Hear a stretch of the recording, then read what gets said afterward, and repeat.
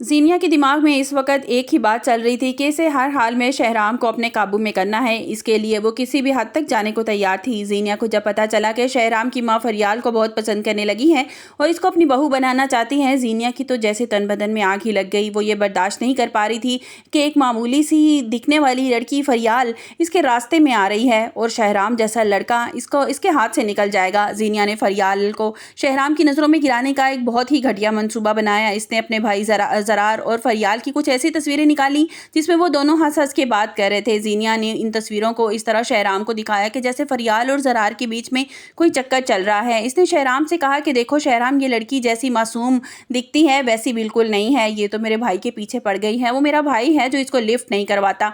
ज़ीनिया ने शहराम के कान भरते हुए कहा कि फरियाल जैसी लड़कियां सिर्फ अमीर लड़कों को फंसाना जानती हैं और वो मेरे भाई ज़रार के साथ फ्लर्ट कर रही है और तुम्हें भी बेवकूफ़ बना रही है, इसलिए उसकी बातों में हरगिज़ मत आना।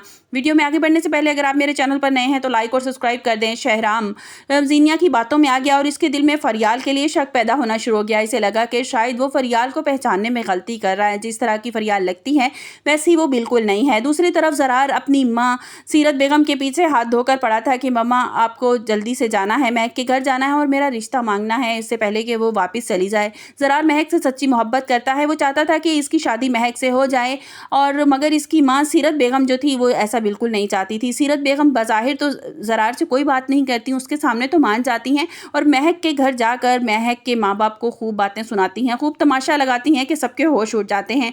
सीरत बेगम ने महक के माँ बाप के सामने बड़ी हकारत भरे लहजे में कहा कि आप जैसे कम हैसियत लोग अपनी बेटियों को बड़े बड़े कॉलेजेस और यूनिवर्सिटी में इसलिए भेजते हैं ताकि वो अमीर लड़कों को अपने जाल में फंसा सकें। उन्होंने कहा कि महक को पेरेंट्स को जलील करते हुए कहा कि मेरा बेटा ज़रार आपकी बेटी को पसंद नहीं करता, वो तो सिर्फ इसके साथ टाइम पास कर रहा था। अगर आपकी बेटी ने इसको मोहब्बत समझ लिया है तो इसमें हमारी कोई गलती नहीं है और हाँ, अगर ज़रार इसे शादी कर भी लेता है तो ये उस घर में ज़्यादा देर टिक नहीं पाएगी क्योंकि मैं इसको उस घर में टिकने नहीं दूंगी।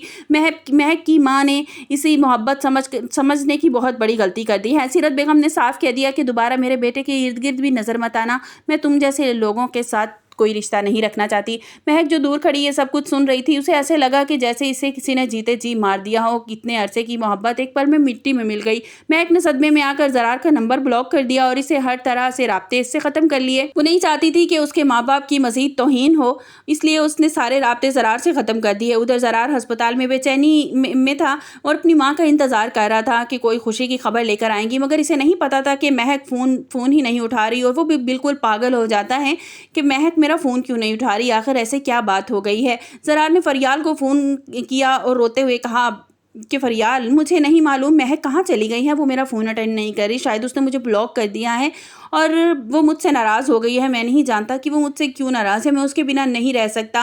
फरियाल जिसका अपना दिल ज़रार की वजह से टूटा हुआ था, वो ज़रार की तड़प देखकर खामोश रही। इसे समझ नहीं आ रहा था कि वो ज़रार को क्या बताए। ज़ीनिया अब अपनी जीत पर बहुत खुश हो रही थी। उसे लग रहा था कि इसने एक तरफ फरियाल का रास्ता बंद कर दिया और दूसरी तरफ ज़रार और महक के बीच भी दीवार खड़ी कर दी है।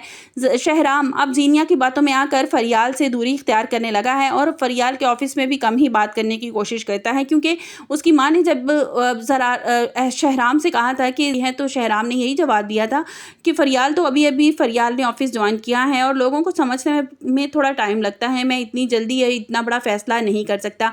फरियाल को महसूस हो रहा है कि इसके खिलाफ कोई बहुत बड़ी साजिश हो रही है, मगर वो ये नहीं जानती कि इसकी अपनी कज़न ज़ीनिया उसकी दुश्मन बनी हुई है। ज़रार अब महक के घर जाने का फैसला करेगा ताकि वो खुद जाकर देख सके कि आखिर क्या हुआ है, मगर वहाँ महक के माँ बाप इसे धक्के देकर वहाँ से निकाल देंगे और इससे कोई बात नहीं करेंगे। सीरत बेगम अब ज़रार को मजबूर करेंगी कि वो महक को भूल जाए और उसकी मर्ज़ी से जहाँ चाहेंगी वो उसकी शादी करेंगी और जब उसे ज़रार को इस सारी हकीकत का पता चलेगा तो वो हंगामा खड़ा कर देगा। ज़ीनिया अब शहराम को अपने प्यार में फंसाने की कोशिश कर रही है, नया ड्रामा रचा रही है ताकि शहराम भी इसको पसंद करने लगे। अब देखना यह है कि क्या ज़रार को कभी पता चल जाएगा कि इसकी माँ ने महक के घर जाकर कितनी बदतमीज़ी की थी और क्या शहराम फरियाल की सच्चाई को पहचान पाएगा और क्या ज़ीनिया की मक्काराना बातों में आकर अच्छी लड़की को खो देगा। फरियाल की माँ समन बेगम को जब अपनी बेटी की जिल्लत का पता चलेगा तो क्या सीरत बेगम से वो हिसाब मांगेगी। कहानी ऐसे मोड़ पर है जहाँ यहाँ किसी ना किसी की आजमाइश का कोई ना कोई शिकार है। वीडियो पसंद आई हो तो लाइक और सब्सक्राइब ज़रूर कीजिएगा। मेरे ख्याल में तो जैसे ही ज़रार को पता चलेगा कि उसकी माँ सीरत बेगम ने क्या किया है, क्योंकि वो अच्छी तरह जानती हैं कि ज़रार जो है वो महक को बहुत ज़्यादा पसंद करता है, तो वो बहुत ज़्यादा अपनी माँ से इस बात का वो कहेगा कि आपने क्यों इस तरह से किया। और आज नहीं तो कल उसको इस बात का एहसास ज़रूर हो जाएगा, पता ज़रूर चल जाएगा कि इसने मेरी माँ का ही सारा किया धरा है। इन्होंने ही जाके महक के पेरेंट्स के साथ बदतमीज़ी की है, नीचा दिखाने की कोशिश की है उन्हें, इसलिए महक ने ज़रार से सारे ताल्लुक रिश्ते ख़त्म कर दिए हैं। अब देखा मेरे ख्याल में तो जैसे ही ज़रार जौन सा है वो महक दूर होगी ज़रार से, मोहब्बत को समझने लगेगा, उसे एहसास हो जाएगा कि फरियाल उससे कितनी मोहब्बत करती है। अगर आपको मेरी वीडियो पसंद आई तो चैनल को लाइक और सब्सक्राइब कीजिएगा। मिलते हैं एक नई वीडियो के साथ, अपना बहुत सा ख्याल रखिएगा। अल्लाह।